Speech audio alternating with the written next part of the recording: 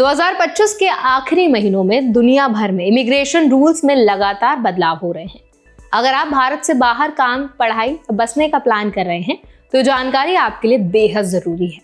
इस वीडियो में आज हम UK, US, EU, New Zealand, Singapore, Australia, Austria और भारत में दिसंबर 2025 से लागू होने वाले नए इमिग्रेशन चेंजेस और उनसे बचने के तरीके समझेंगे। तो चलिए फिर जल्दी से वीडियो को स्टार्ट कर देते हैं। Hi, my name is Varsha Dubey and watching NBT tech it. सबसे पहले बात करते हैं यूनाइटेड किंगडम की। नवंबर 2025 में यूके ने इमिग्रेशन रूल्स में बड़ा रिशफल किया है। इसमें sponsored work routes, student migration और एम्प्लॉयर कंप्लायंस पर ध्यान बढ़ा दिया गया है। अब स्पॉन्सर्स को सर्टिफिकेट्स ऑफ स्पॉन्सरशिप जारी करने, स्टाफ या स्टूडेंट का ट्रैकिंग और हर बदलाव का रिकॉर्ड रखने में और सावधानी बरतनी होगी। अगर किसी एप्लीकेंट का सैलरी या डॉक्यूमेंट्स मिनिमम थ्रेशोल्ड के पास है तो रिजेक्शन या एक्स्ट्रा एविडेंस मांगने की संभावना बढ़ गई है। खासकर इंडियन एप्लीकेंट्स के लिए ये चुनौती बड़ी है। स्टूडेंट्स के लिए भी रूल्स बदल गए हैं। स्टूडेंट वीजा एप्लीकेंट्स अब मेंटेनेंस या प्रूफ ऑफ फंड्स के रूप में 1529 पाउंड्स पर मंथ दिखाना होगा, यानी एक एकेडमिक ईयर में 13,761 पाउंड्स ट्यूशन फीस के अलावा। भारत और अदर कंट्रीज के स्टूडेंट्स जिनकी करेंसी कम वैल्यू वाली है उनके लिए बड़ा खर्चा है। फैमिलीज अब सेविंग्स एडजस्ट कर रही हैं और बड़े लोन्स ले रहे हैं या स्टडी डेस्टिनेशन रीथिंक कर रहे हैं। एक अच्छी खबर हाई पोटेंशियल इंडिविजुअल वीजास के लिए आई है। इसके तहत अब ज्यादा यूनिवर्सिटीज एलिजिबल हैं। इसका मतलब हाई अचीविंग ग्रेजुएट्स बिना स्पॉन्सरिंग एम्प्लॉयर के यूके में काम कर सकते हैं। टेक, रिसर्च और क्रिएटिव फील्ड्स के प्रोफेशनल्स के लिए फ्लेक्सिबिलिटी अच्छी खबर है। अब बात करते हैं यूनाइटेड स्टेट्स की। नवंबर में यूएस ने इमिग्रेंट वीजा प्रोसीजर टाइटन कर दिए हैं। अब एप्लीकेंट्स को अपने कंट्री ऑफ नेशनैलिटी या रेजिडेंस में इंटरव्यू देना होगा। पहले कुछ लोग थर्ड कंट्रीज में अपॉइंटमेंट ले लेते थे, अब वो ऑप्शन बंद हो गया। इसका मतलब लंबा वेट, ज्यादा ट्रैवल कॉस्ट और कम फ्लेक्सिबिलिटी। नॉन इमिग्रेंट वीजास जैसे एफ, एम और जे कैटेगरीज में भी स्क्रूटिनी बढ़ गई है। सोशल मीडिया हिस्ट्री और बैकग्राउंड चेक अब ज्यादा जरूरी है। डिग्निटी एक्ट 2025 की चर्चा भी हो रही है, जिसमें F1 स्टूडेंट्स के इंटेंट टू लीव रूल को हटाने की बात है, लेकिन अभी ये कानून नहीं बना है। ऑप्शनल प्रैक्टिकल ट्रेनिंग या स्ट्रिक्टर एडमिशन टर्म्स को लेकर अनसर्टेनिटी बनी हुई है।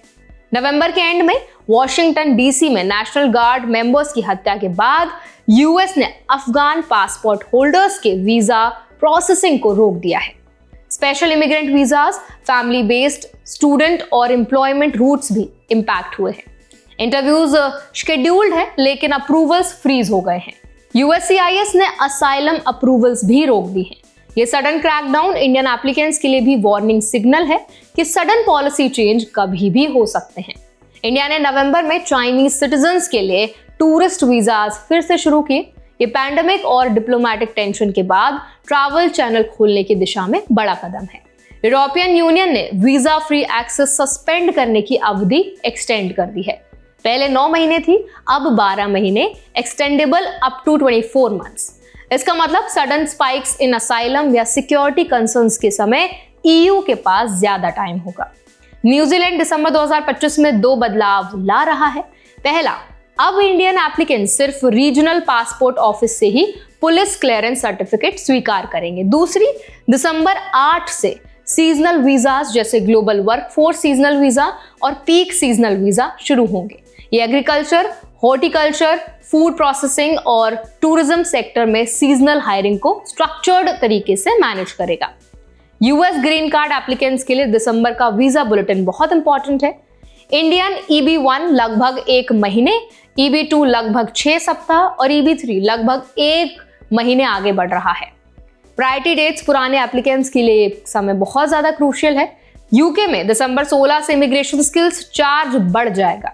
मीडियम और लार्ज स्पॉन्सर्स के लिए 1000 पाउंड से 1320 पाउंड्स और स्मॉल चैरिटेबल स्पॉन्सर्स के लिए 364 पाउंड से 480 pounds. Certificate of sponsorship assign करने की डेट महत्वपूर्ण है। ऑस्ट्रिया में क्रॉस बॉर्डर कम्यूटर परमिट 1 दिसंबर से शुरू होगा। ये उन थर्ड कंट्री नेशनल्स के लिए है जो दूसरे EU देशों में रहते हैं और ऑस्ट्रिया में कम्यूट करते हैं। परमिट 2 साल तक के लिए वैलिड होगा, लेकिन मेन होम बाहर जरूरी है। सिंगापुर में दिसंबर 1 से परमानेंट रेजिडेंट्स को ओवरसीज में री एंट्री परमिट एक्सपायर होने पर 180 दिन की विंडो मिलेगी रिन्यूअल के लिए। इससे पीआर स्टेटस रिटेन करना आसान होगा। ऑस्ट्रेलिया में स्किल्स असेसमेंट स्टेट दिसंबर 1 से अपडेट होगा। वेटा एसेस टाइमलाइन टाइटन होंगे, आइडेंटिटी रिक्वायरमेंट स्ट्रिक्ट होंगे और आउटकम लेटर्स क्लियर सूटेबल या नॉट सूटेबल लेबल के साथ आएंगे।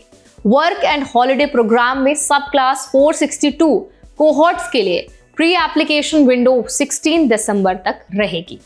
इंडियन एप्लीकेंट्स और फैमिलीज के लिए जरूरी है कि वो सभी कंट्रीज के अपडेटेड रूल्स ध्यान से देखें, डॉक्यूमेंट्स टाइमली प्रिपेयर करें, पैन वीजा स्टेटस अपडेटेड रखें, एम्प्लॉयर और स्पॉन्सर रिक्वायरमेंट्स पूरी तरह समझें। सडन पॉलिसी चेंजेस या डेडलाइन मिस होने पर डिलेस, रिजेक्शंस और एक्स्ट्रा कॉस्ट लग सकती है। तो आई होप इस वीडियो में आपको समझ आ गया होगा कि जितनी भी मेजर कंट्रीज हैं जहां इंडियंस पढ़ने जाते हैं, उनके लिए 2025 में क्या क्या बदलाव हुए हैं और किस तरह से आपको सावधान रहना है। अगर ये वीडियो आपको अच्छा लगा हो, हेल्पफुल लगा हो, तो उसको जरूर लाइक करें, शेयर करें। ऐसे और भी अपडेट्स के लिए, वीडियोस के लिए, इन्फॉर्मेशन के लिए हमारे चैनल एनबीटी टेक एड को भी जरूर सब्सक्राइब करें।